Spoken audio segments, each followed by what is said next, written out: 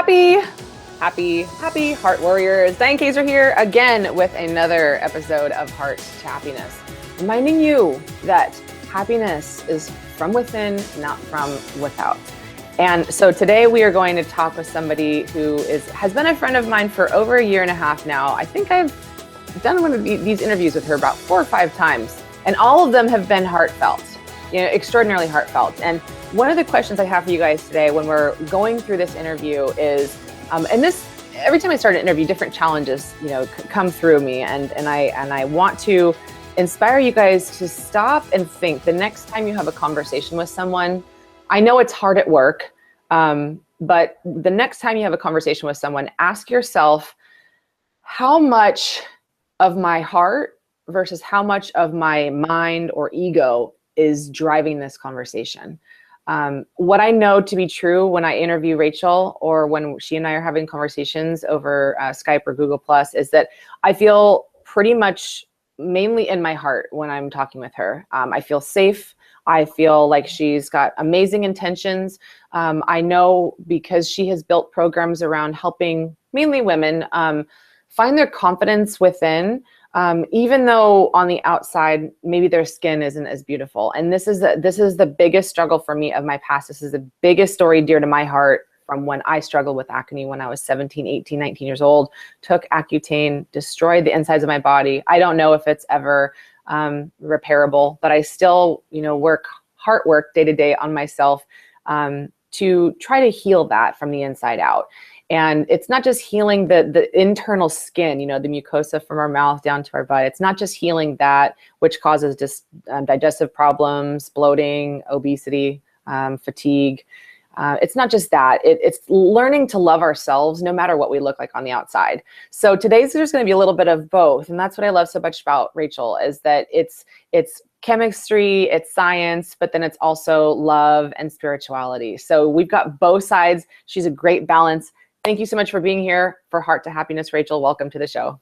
Thank you so much. It's always an honor to be with you. Awesome. And you were wearing red, the color of love. Did you do that on purpose? I did not. I was thinking, what color have I not worn in a while when we've talked? I'm like, oh, red. So hey. I love how you think about that too. It's like, well, let's see. I've interviewed with Diane before. So what color to diversify? Like a rainbow child like me. So, when we first talked, it was intended to be about the skin. And then I think that 75% of our conversation toward the end of it ended up being so much just about self-love and spirituality. And you brought tears to my eyes, finding the little girl and the magic inside of me. And I know that that's what you did for yourself to find that love. And it's not just skin. So can you tell people exactly what it is that you do? Because there's such a diverse range of things that she's here to help us with today, you guys, and inspire you into your heart. So listen as to what her menu is so you can hear what the diverse message you're about to hear in the next hour or so is. Thank you, Diane. Sure. I do a lot of things, as you alluded to, but primarily my mission is really to support and empower women to really be able to show up and step into who it is that they're supposed to be in this life and have the confidence to be able to fulfill whatever purpose that they were assigned when they came into this world. And oftentimes I work with people who have skin conditions because so many women do suffer from skin conditions, and that has the ability to really rock you to your core. And if it's something that starts at a very young age, you grow up having these self-loathing feelings of I'm ugly, I'm flawed, I'm not good enough all throughout. And even after the skin condition heals, sometimes those emotions stay with us and hinder our ability to really be present in our lives and live the lives that we're meant to live. So I do primarily see women who have skin conditions, and I work with them to help them heal physically as well as emotionally and spiritually from the condition itself, but also whatever leftover baggage or emotions or negativity might still be present from that condition. So I call myself a number of things, but primarily I would say a health and image coach, because health and image are so closely related. And I do have a skincare background. I'm a licensed esthetician. I also am a natural skincare formulator and educator. And that is what brought me into what I do. So it's very natural for me to attract women who are dealing with this or dealing with remnants of this, and they find me and we work together and they get better. But what really brought me close to the spiritual side of skincare is when I started working with clients and realized that they're stuck. They know intellectually what they need to do to heal their skin, to get healthier, to feel happier. They read all the self-help books. They read the blogs. We have our sessions. I give them journaling prompts. They do their exercises. They read the handouts. You know, we go back and forth. But for whatever reason, they are still stuck. And some practitioners might say, oh, that person is just stubborn. But where does that come from? And I realized that I needed to go deeper than just the mind. And I'm not a psychologist. I'm a certified international health coach. So we get a lot of excellent tools in that program to learn how to ask the right questions to help people kind of move themselves out of that stuckness and self-sabotage mode. But I also really developed an interest on, well, how far back does that actually go? Does that go back into childhood? Does that go back even before that? There's a lot of evidence now that shows that a mother's emotions and what happens in a mother's life while she's pregnant can actually translate to that baby's experience before that baby's even born. So crazy. So, yeah, it is. And I also realized a lot of my clients were very religious in one or another traditional religion.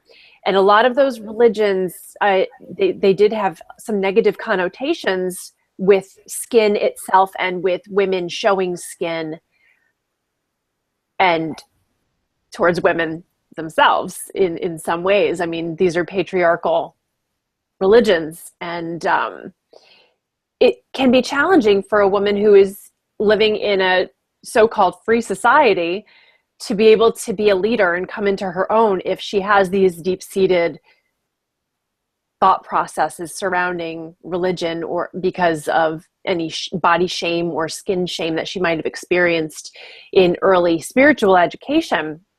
So I became a minister. I became a metaphysical minister to kind of get to some of these deeper issues of where this stuckness starts, where this resistance starts, and how you can really help someone go super deep into who they are to find out where that blockage is, where that stuckness is, and really work with that and confront it and deal with it instead of just push it aside or distract yourself with something else or read another book, try another diet, try another regimen, work with another coach. A lot of times, all of those things, even though they can be very beneficial, they can be just as much as a Band-Aid mentality as taking a drug would be. If Good you're point. not actually dealing with what the issue is that's causing you to repeat these negative habits that might be affecting your skin or your health. Yeah. So, I could hear someone saying, oh, even including myself and my life, I'm doing everything right. I'm doing all these things that I should be doing, but I'm still not where I want to be. And it's like, well, is it the right thing? And is it deep enough? And there is a blog that you wrote on your website, and what you just said, I mean, first of all, to that point, I don't know if I mentioned this in our last interview with me and you when we were doing the promotional thing for your skin program right now that I highly recommend people look into, depending on when they're listening to this video.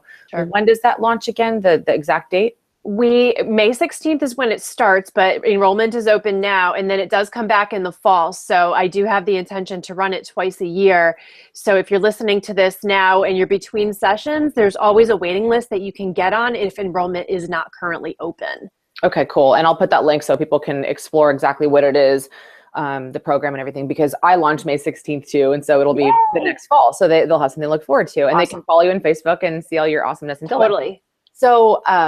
So I've never really been, the blog that you have up about being a victim, right? Yeah. So like the victim mentality, I really thought that was appropriate for this interview today. And first of all, I thought about it for my clients, our patients, the viewers, the listeners, the followers, the women who want to, who look at these magazine, beautiful photoshopped ads, and wish that they could be the perfectness and realize that that's never going to happen, and live in that victimhood of, I'll never look like this. And so then therefore I have something to complain about. And there's addiction in that. There's functional addiction in saying that you'll never achieve something no matter how hard you try. I think that could be as addicting as, like you said, these self-help books or alcohol or drugs, because it gives someone an excuse to complain that they're doing everything they can, but it's not working. And then on the other hand, on this other side, I'm seeing that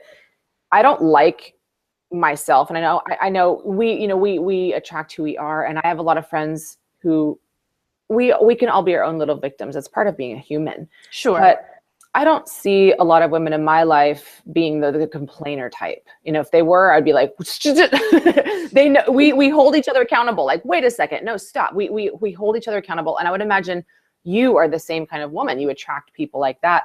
But for most people, I think that, there's people that kind of hold them back. And then there's also, so there's the us. I'll go back to that. There's people who really would like to have their power, step in their power. And there's situations, there's relationships that we look back and we're like, how does that still have my power? How is that still harnessing power over me? And for me, there was a couple of relationships, and then, soccer in college and skin in college, and an ex-boyfriend are the three things that I'm constantly trying to get my power back from, even though I'm not the victim type, and then there's people who probably aren't even aware of where they've lost their power, but yet they just complain because it makes it easy. So do you see that is that a fair assessment? Do you feel like there's two different types? Yeah, I think there's a lot that goes on. Certainly, victim mentality is something that we do choose to remain in or not, but having awareness of it is the most important step, because we don't always have that. And when you do attract people who, like you said, keep you accountable and you keep them accountable. And I certainly have good friends who, catch me if I'm in a place where I'm hating on myself, because we all do it. Of course. You and I are professionals who work with women, but we don't always follow our own advice. And it is important to have people who are like, you're really hating on yourself right now. Why are you doing that? What's going on here? And they call you out. And I think it is really important. So, but there are certainly circumstances that are external from us that we certainly can allow to take our power. And it really depends on when it happens in our lives, because if it happens in our lives before we have the awareness to actually know what's going on, then in a way it does make us a victim at that time. But whether or not we choose to hold on to it and make it part of our identity for our entire lives, that's another choice. So I definitely think there's a couple of different ways to look at the victim mentality. And but to me, any steps that you're taking in the right direction away from that, any steps that you're taking towards freedom and towards your own power are good steps. And sometimes we do need a little help. We do need our accountability partners, our friends, coaches, whoever we want to involve in our journey. Mm-hmm.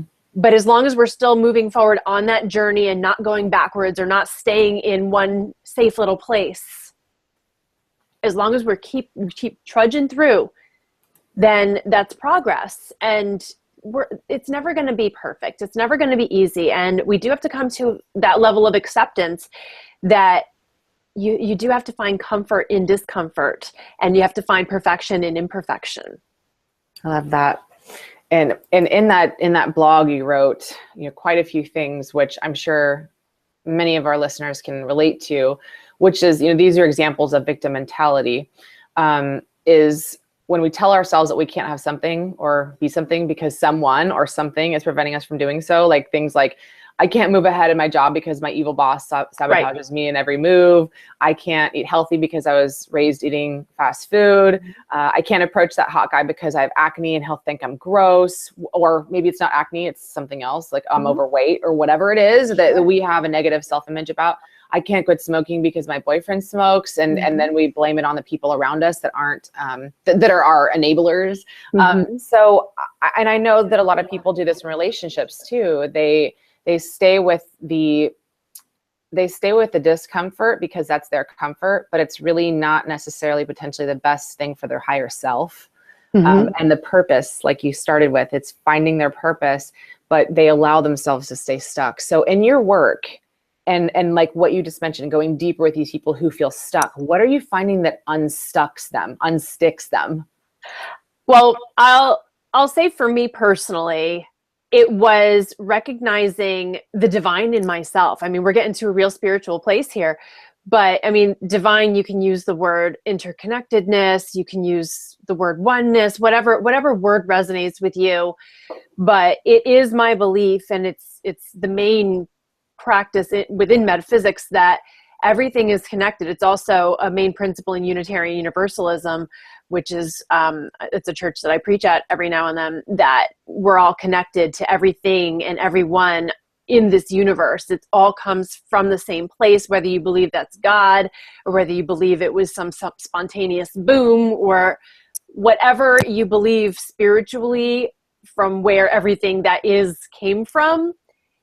It's the general consensus among these faiths that they all come from the same place, and that we're all connected because we all come from the same place.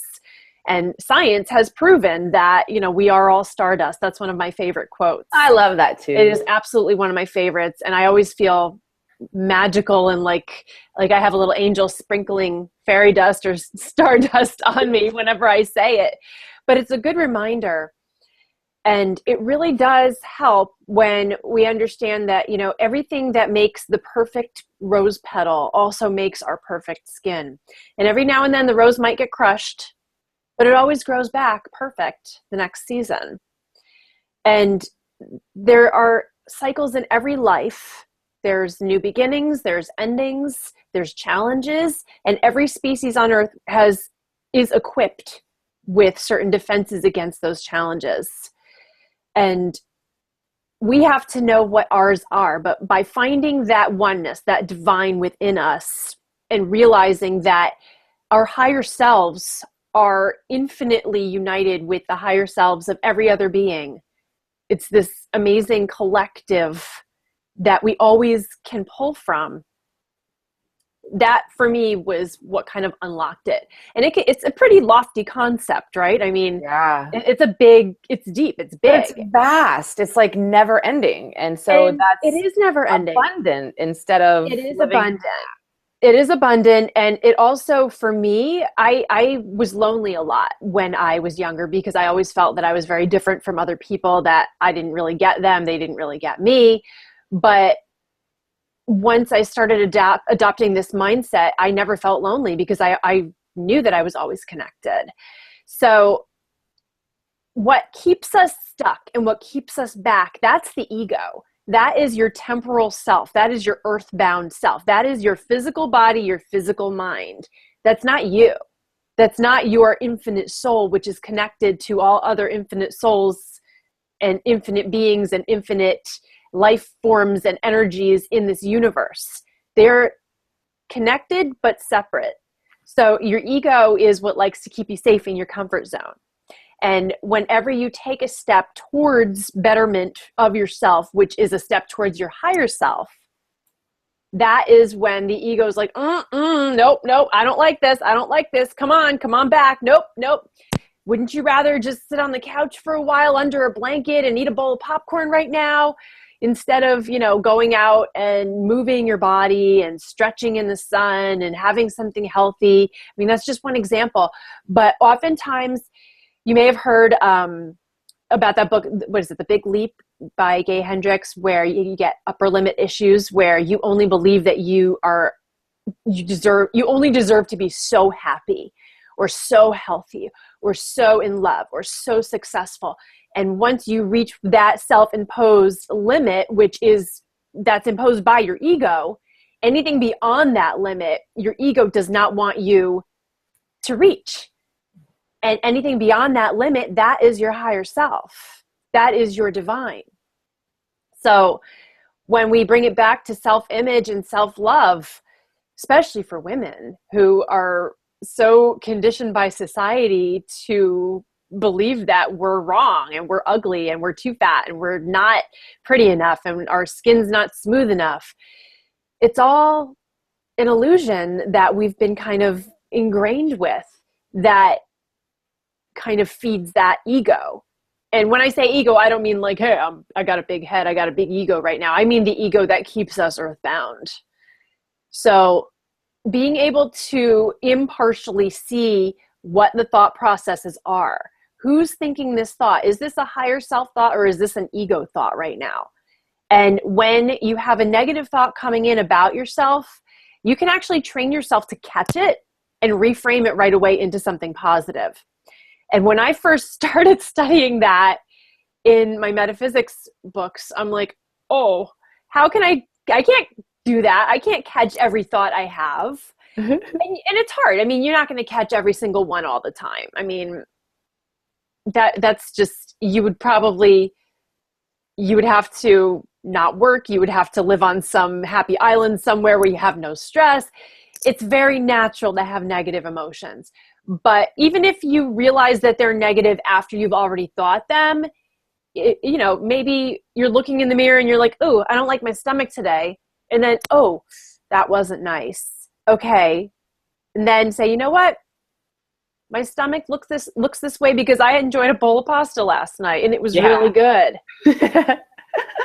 That actually happened to me yesterday. I never eat bread and I was out shopping with my new stylist and we went and I had some sourdough bread. And of course I woke up with a little bit of a puffiness and confession of, cause you have your own insecurities. I have mine. It's like some people think, oh, these women, they put themselves out there. They must have all the confidence in the world. They must just have unlimited self-love. It's like, for me, the first thing that I battle when I wake up in the morning is, oh, look how puffy your eyes are.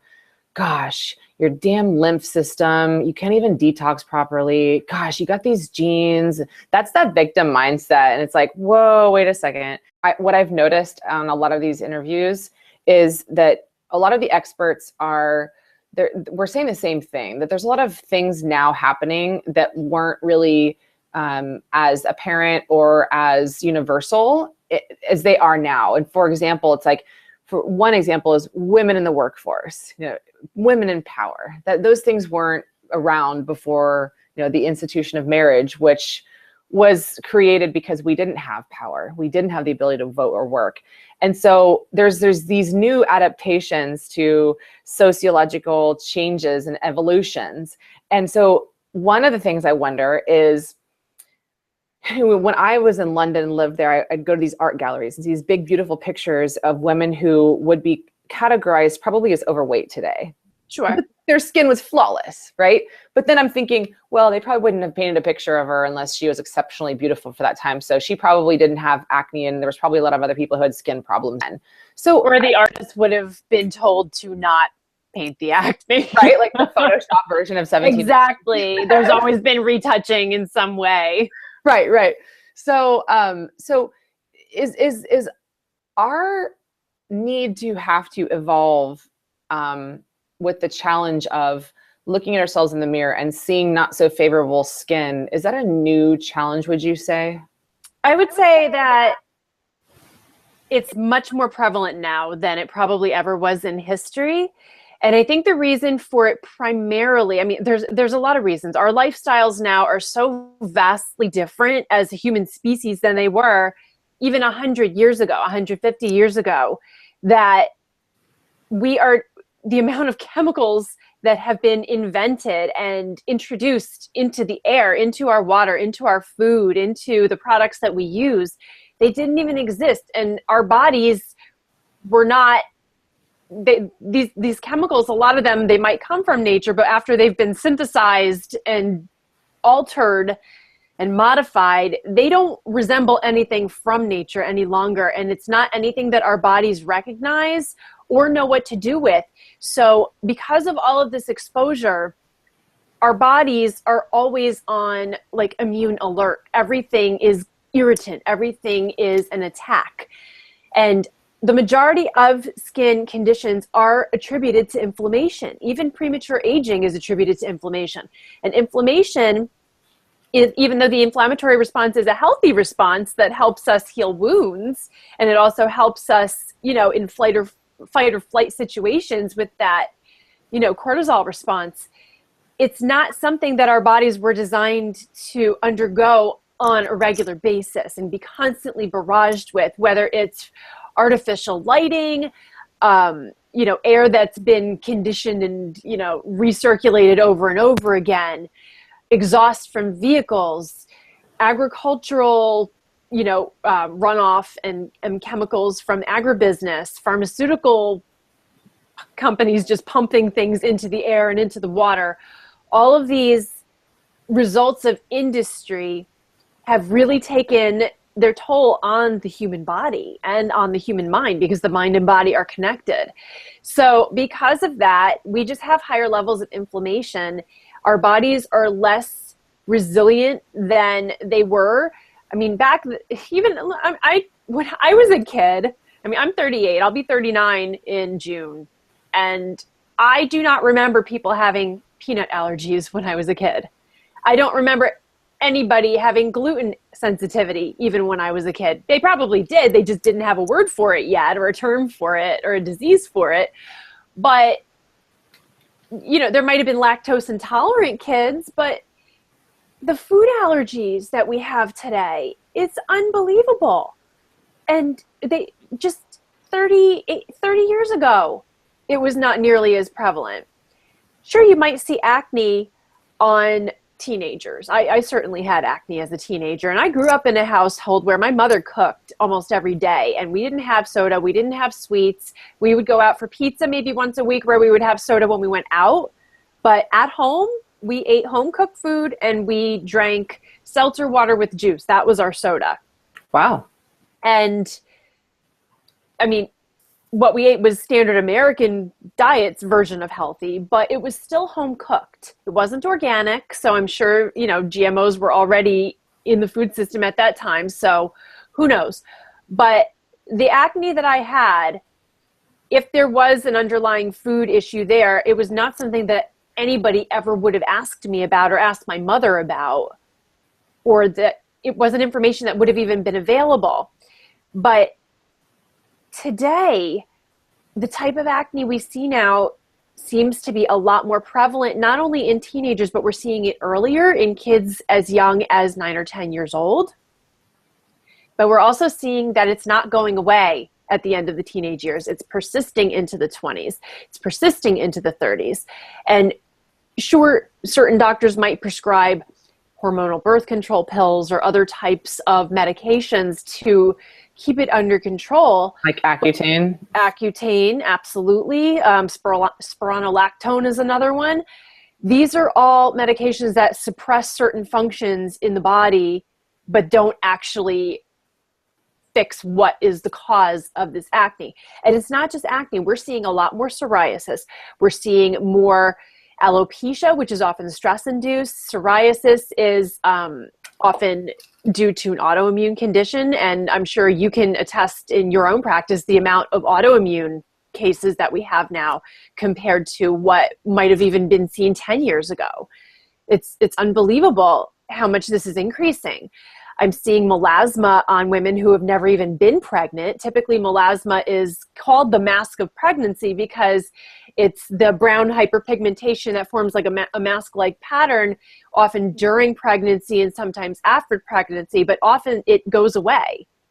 And that it doesn't come first. But now we're seeing it on women who have never been pregnant. And after they've been pregnant, it remains. It doesn't go away. And that's problematic. And that's not an area where enough research, in my opinion, has been done. One of the biggest requests I get from people is, I have melasma, please help me. Really? And yeah. That's like the most common thing that you're helping women with right now? Right now, yeah. I mean, Whoa. it's amazing. When my practice first began, it was acne primarily, and then, a little bit of rosacea here and there. But all of a sudden, I wrote an article about melasma on my website. It got so many comments, and I started getting just emails constantly from women who literally in the subject line, it would say, please help me. Wow. And that's so heartbreaking. I actually had to take the post down. Because you didn't have enough I couldn't power, deal with woman power. Yeah, I couldn't deal with the amount of emails that I was getting.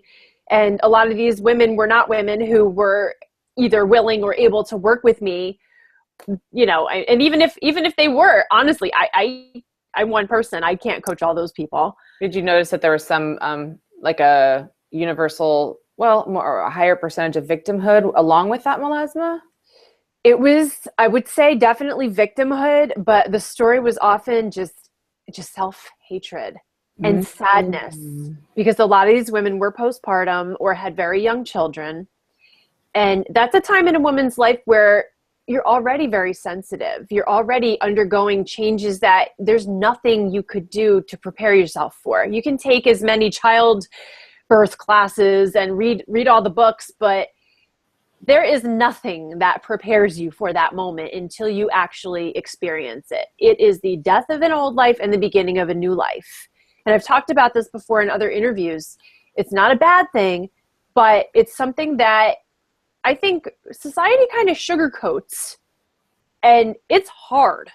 Being a new mom is hard, and new challenges come with each age. My kids are 9 and 11 now, and yes, it's easier in some ways than when they were, babies who were not sleeping at night.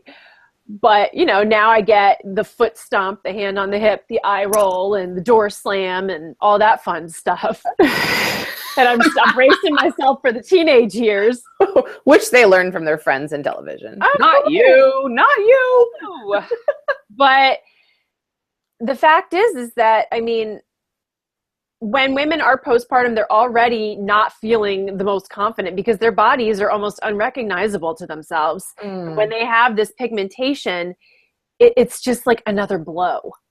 God, right? And then they're breastfeeding too on top of that. And often, yeah. If they even can, if they're not stressing themselves out to the point where they can't. Oh my gosh, that's a whole nother, I know. That happens, which, we got to stop shaming women. Women have to stop shaming women. Yes. I mean, it's, we were able to blame men a while ago, and we could still blame them. I mean, why not? Let's go for it. But the fact of the matter is that out in the media, it's primarily women shaming women, mothers shaming mothers. And that has got to stop. Like, seriously, enough already, people. Whether it's fat shaming, slut shaming, makeup shaming, body shaming in some other way, enough. Mom shaming.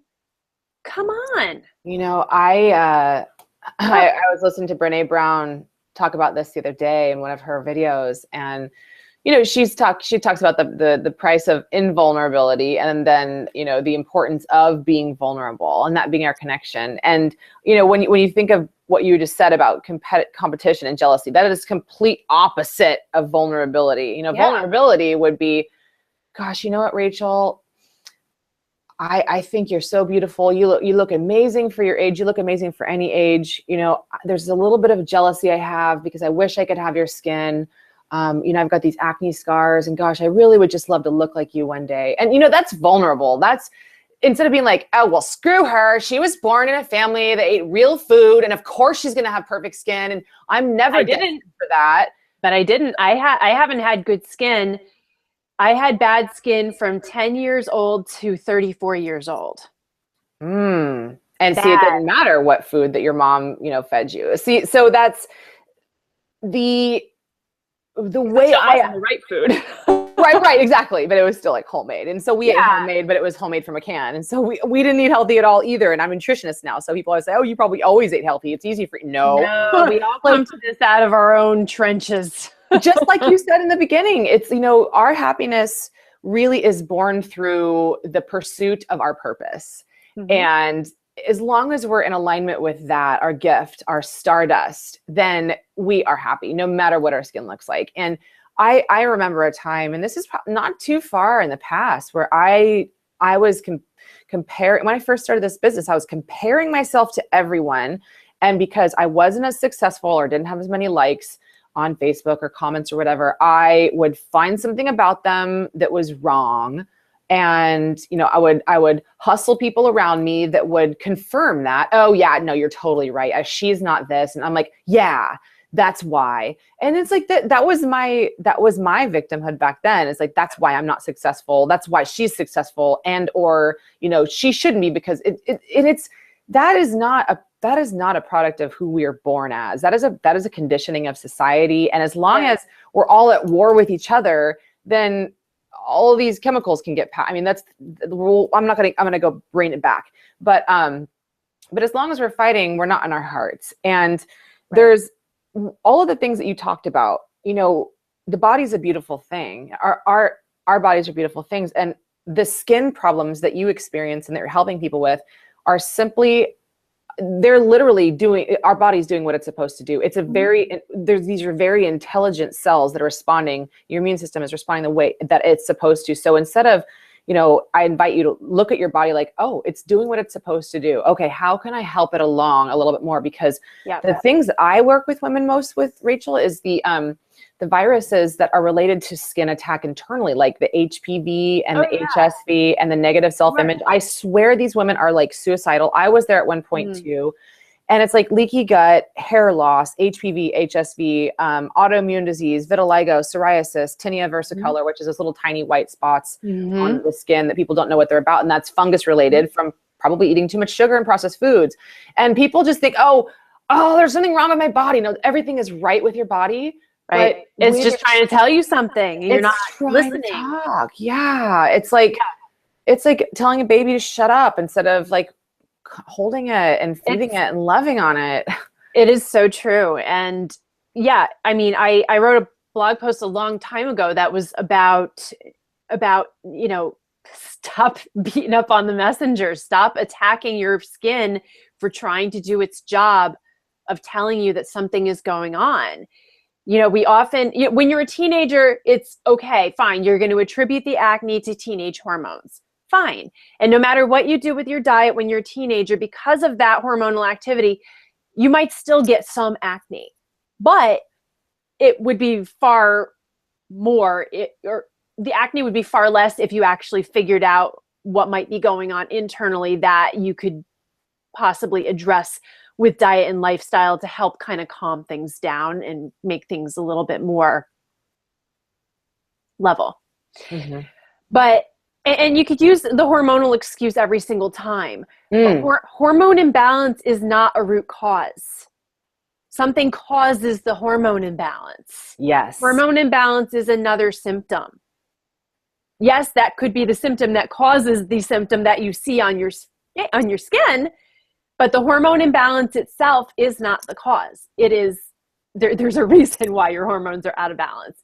And that is what you have to find out.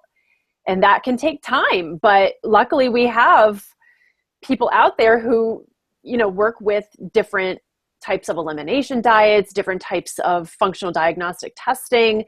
And there's a lot more information that we can find out about ourselves now than we ever could before. So yes, there are worse issues now than there ever have been before, but there are more answers now too. So that's a positive note. We don't have to live like this. And this is what I think I wrote this on the back of my book, that it doesn't have to be this way. You can get better.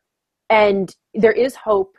Nobody's doomed to have bad skin. Nobody's doomed to have a miserable life. I believe that we're all meant to have joyful, beautiful lives. And if there's something that is getting in the way, I feel we owe it to ourselves to figure out what is it that's getting in the way. And if it's something we believe about ourselves, why do we believe it about ourselves? Is it something that somebody told us? Is it something that we see somebody else who we admire doesn't have and we're comparing ourselves? Because I think that's a lot of it, to be honest. I mean, and what you were saying about when you started your business, you had a lot of insecurities. I have it every day. I'm jealous of so many people I see online who are killing it on, social media, or have way more YouTube videos than I have, or way more people on their list than I do. I had to make the decision that I am not going to look at certain Facebook groups anymore. I'm not going to participate anymore because it does affect me. And that is it. I am vulnerable when it comes to that. And I don't like it. I don't like feeling that way. But again, it goes back to what I said earlier about finding that comfort in that discomfort. When you have a feeling that's negative, kind of going through that inner dialogue with yourself to figure out, okay, well, why am I feeling this way? What is this really about? And can I separate emotion from it and see if there's actually truth to any of this? Yeah. And most of that is just the lies of society that we've been taught that we should, and it's a race and popularity contests. And I mean, I look back, I mean, you saying what you said, it's the jealousy and insecurities are quieter now, but back then, I mean, they were governing my life. Now I will find myself getting consumed in it for 10 minutes, then 15 minutes. And then I'm like, how did I get over here? Whoa. Right. And then I'm like, just get off. And so redirect. A total redirect. It's like I wasn't, before I had that awareness, it was just a cycle, and I get stuck in it, and then it would govern the next week, the next month. Now it just governs like 10 minutes and I go, no, whoa. And, or I just don't go there anymore. It's like, it's so bizarre. It's almost like today we're walking around. It's like, here's how much money I make on my forehead. It's like, everything is just out there. Everything there's what is sacred anymore. It's like, here's what I'm doing all the time. There's no privacy. And it's like, people get to see everything that you're doing, but they don't. They get to see the tiny percentage that you show them, which is the positive. You're showing them. And that's we know that for ourselves, but we also have to remind ourselves that what we're seeing of everybody else is the same thing. It's what they're choosing to show us. And even the people who are showing the behind the scenes, that's still like, it's still like a TV set. I mean, even the behind the scenes oftentimes is orchestrated. Yes. And scripted. Yeah. So nothing, you have to understand that what you see online, what you see in the media, all of it, even the real stuff, it's not real. It's all an illusion. It's all a story that somebody is telling for whatever reason. So you've got to find out what's real for you. And there's this yoga teacher that I follow on online. My goodness. Of course, her name is escaping me. Gloria something. Gloria Latham, I want to say. She does Kundalini yoga. Oh, yay. Okay. Everyone look into Kundalini yoga. Seriously. You will. For meditation. It will wake up stuff in you that you didn't even know was there. Mm-hmm. I think her name is Gloria Latham. But she said something like, when you take her class, it's like you're in pain, you're sweating, you're crying. It's like so emotional and physical. It's such an experience. But she just said, focus on what's real. Focus on the breath, the love in your heart. These are what's real. All this other stuff out here is the illusion that other people are showing you. It's not even their reality. Your reality is in your heart. It is what is in your heart. It is what is in your soul. And it is all of that encompasses who you are. And that is what is real. And you have to find out what that is for yourself, separate from what everything else might tell you that you should be.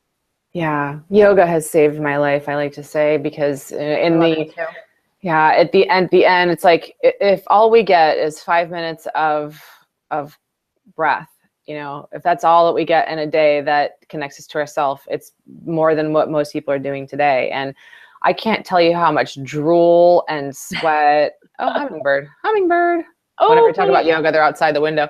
I don't know if you saw my new logo. It's 2 hummingbirds in a heart shape. Yes, I love hummingbirds. But like the tears, like it's almost like, God, if I could really let this go, I would weep in yoga right now. But whenever I connect to my breath, I just realize, like, this shell, this is just a neat little stuffed animal I've been put into. Yeah, it's temporary. It's temporary. And the skin, or like whatever herpes outbreaks that women are experiencing that they're like traumatized about. And I say this because I work with more women about this than anybody. It's really common. And that's another thing that has so much shame behind it. So much. Why? Like what? Yeah. It's we all have this stuff. We all have these diseases, the viruses, and sometimes people have symptoms, sometimes people don't. But it's like, that is the bullying of sexual culture today, I think. Mm-hmm. And I mean, I struggled with it in my 20s, but it's all skin. It's all skin attack. And I do notice that in my 30s, I'm a lot more self-loving toward myself than I was before. And it's like, what if it's a question that we don't know the answer to, but what if all of this skin attack was nothing but the manifestation of our negative thoughts? Mm-hmm. Like, what if? That's a lot of the work that I'm doing. You know, I'm continuing my studies in metaphysics. I'm in a PhD program. That is a lot of what the work I'm doing now is centered around. I think that our thoughts are that powerful. I truly do. Yeah. And that's why some people say, oh, my grandma was 90 years old and she smoked and drank and ate crap her whole life. But it's like, but she was always happy. You know what? God bless her. But she also lived in a different time. She was. I was going to say that too. I'm not saying that it was healthy to smoke when grandma was young, but we can't base our lives in comparison to someone else's in the past or in the present or what might be in the future. We have to focus on day to day. And if we have one day that's not great, we have an opportunity to make tomorrow a better day. And, even if tomorrow never comes, we can choose to end each day on a positive note, whether that's with a deep breath, with a prayer, with snuggling up to someone you love, whatever that positive thing is. I always encourage people to find that, even if there's been a lot of negativity. Always find that silver lining. Always look for the gift, look for the blessing. Yeah, I feel like I worked many years to get there, and everybody's journey there is different. But that's I think the birthplace of my happiness is that something happens and I go, not in my control. And it literally doesn't affect me the way it used to. And, the work of Brene Brown is amazing. And she's, I think, really revolutionizing the growth of heart. Yeah, totally. And bringing it into the workplace and things. And she says that if the practice of vulnerability is to show gratitude for every day, no matter what, and to find gratitude in the small things. And that's that day-to-day exercise. You're not going to get there overnight, but it's just being grateful for the minute things, the small things in your life, as small as they are, just finding gratitude in them, because that's the exercise that will continue to see things differently. I want to end on this note, and that is that, women can hear this all day long, what we're talking about, men too, but to really take it to heart, what are some takeaways that you can share with people? And I know you put 3 for our show today, but what are the top 3 takeaways that you would advise people and how you work with women in your practice to along their journey, even though they're not there right now, and maybe they'll never be, but the journey is what we should be grateful for? Yes. How would you empower them? So in the meantime, with this acne, with these skin blowups, with this saggy eyelid. So I think, a big part of it, again, is realizing that it's only temporary, whether it's for a few days or a few months or a lifetime. It's all temporary because we're all infinite. Whether you believe in afterlife or reincarnation or, ashes to ashes, whatever you believe, there's an infinite quality to all life. So that's one thing. But the thing that I work with my clients to help them to find that divine within themselves, I give them an exercise. I call it my goddess you visualization. And it starts off as usually like a paragraph or a little journaling exercise where if you were a goddess, what would the goddess version of you look like? What would she wear? What color's her hair? What does she look like? What are her eyes like? What makes her a goddess version of you? And the more you get to know her, the more you're able to just kind of pull her up anytime you feel like you need her. And then once you have that really clear vision of what that goddess you is, anytime you look at yourself in the mirror and you see something you don't like, just replace that image in your mind with your goddess you. And keep practicing. It won't feel natural at first. It'll feel weird. It'll feel corny. But the more you do it, the more that goddess you is what you'll see. I love that. Where I often have people start. Yeah, you wrote visualization to start seeing yourself as whole and complete rather than flawed. So that's the goddess exercise. Now, the next one you said, quick tips for getting started with meditation and visualization. So is that part of that? That's a big part of it. But I know for some people, meditation and visualization might seem a little bit out there for them or inaccessible. And I know there are a lot of preconceived notions that you have to have like a special room and special music and wear a certain outfit. Mm-hmm. You could do it in your office with, people meeting outside or bustling outside. Just close your door, dim your lights. Driving.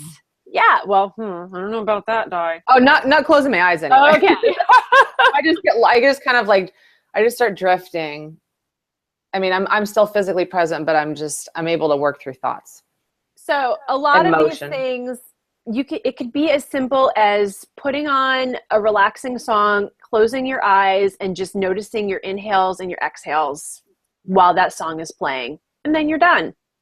It could be lighting a candle and just staring into the flame. And when you close your eyes, keeping that vision of the flame in your mind as long as you can until it's gone. These are just very simple things you can do, and that counts as meditation.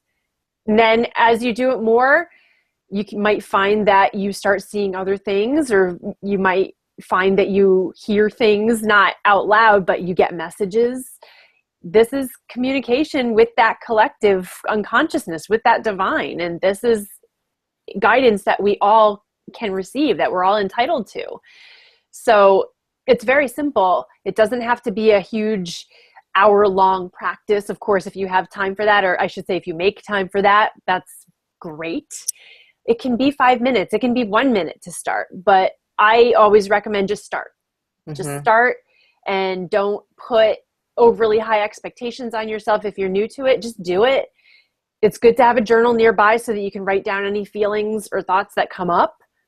And then you can just ask for more guidance on that when you go to sleep at night or the next time you meditate. I have journals everywhere. Yeah, I have one in my purse. I have one in my car. Yeah, me too. In the glove box. There's everywhere. And, totally. And guys, if you're feeling, sometimes people, just the first step, just maybe even just go to a class or go with a friend, ask your friend for help. Hey, do you have a yoga teacher that you really enjoy? Can I go with you one time? Check Groupon, it doesn't do expensive. And then there's my friend, Steven, he runs freeyogatv.com. And so he's got meditations. So YouTube even has a ton of great resources. Yeah, that's where he posts all of his videos. Yeah. And I even have a couple, yoga videos on YouTube. I have a guided visualization that's on my podcast just a couple episodes ago. It's on iTunes. There you go. So website. 5 minutes. Right. Yeah. So there's resources everywhere. You just have to build it, like you said, make time for it and build it in your day. And then let your family know, hey, I need, 5-10 minutes. So can, husband, mom, whomever, kids, can you just, occupy yourself for 5-10 minutes a day? Just like you have to let people, you have to communicate that. It's important. Yeah, it is important to do that. And I love this last one, your third one, powerful takeaways. This is how skincare is an extension of self-care and self-love. Like there's just the way that I touch myself now is just different. It feels like, it's not like I'm rubbing this lotion on because I have to, because my skin looks like crap.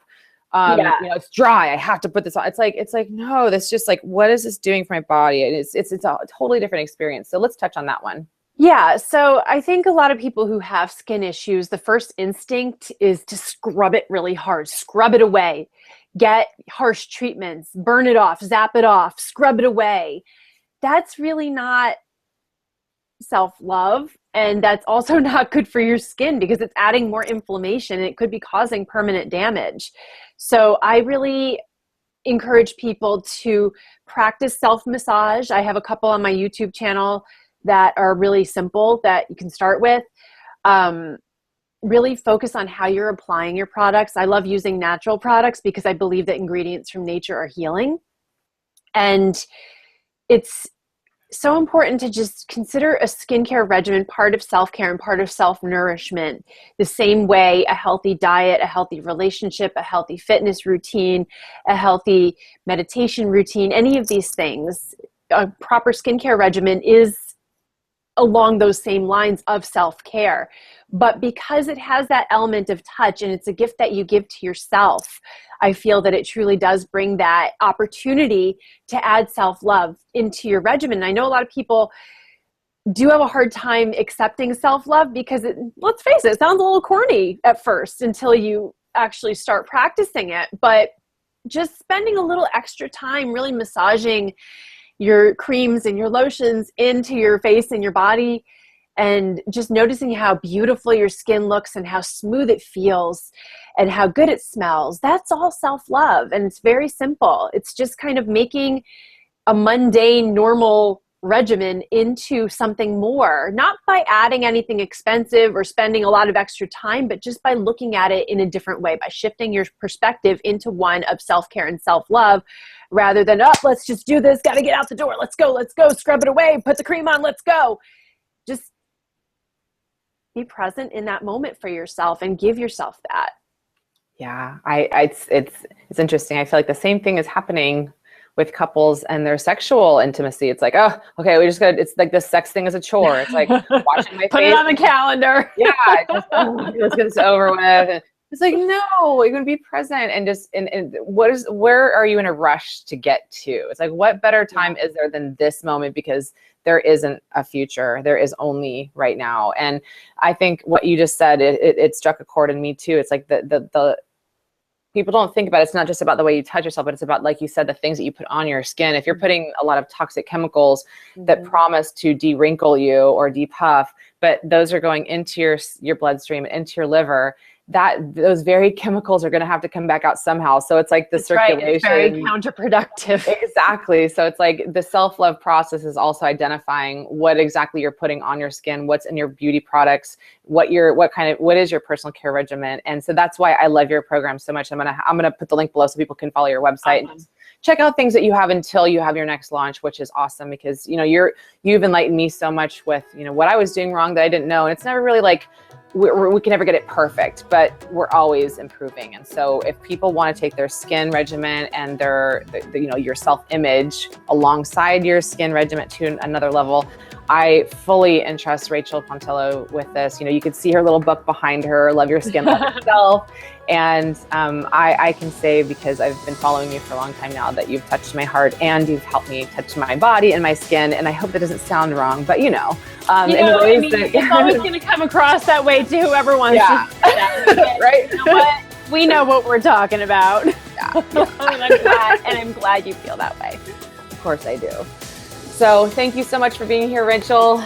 Always, always amazing to connect with you, sister. And I hope you have a beautiful day. I've got to get on to my next interview that starts in 10 minutes. So. All right. Thank you so much. All right, sweetie. Love ya. Love you too. Bye. Bye.